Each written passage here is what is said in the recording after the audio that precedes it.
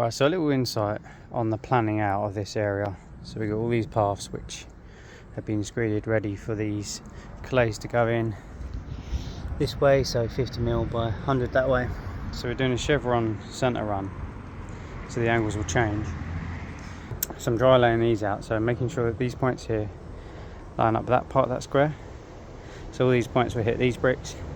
Dry lay these out so that the joints mean that it ends up the same here, because when I just dry laid it a minute ago, I did the joints tighter and it was nowhere near, but over that distance, just spread them out 1mm. I now want to pick a measurement through there to that point and then see what the measurement is on these runs, so I can see how it ends up there, and hopefully I can tweak it so I can make it work.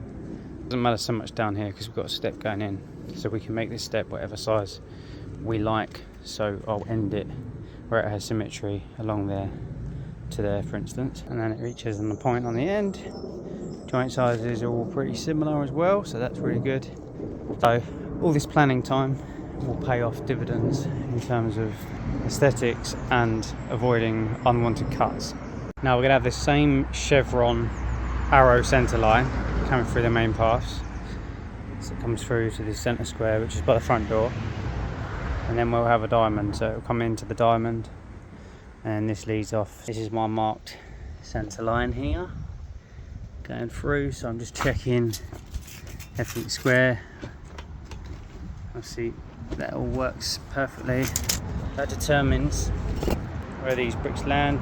I'll neaten these up, these are just rough off cuts, so that means I'll have some 3/4 in there, and this diamond will just be a pattern which I want to just make the bricks get continuously smaller into the centre, and then the bond off these will just carry on, but just off this directional chevron centre. So the square works on all corners. That's the same measurement that way, that way, that way, vice versa. So that's completely square but diamond, so tilted, obviously running through with the string line.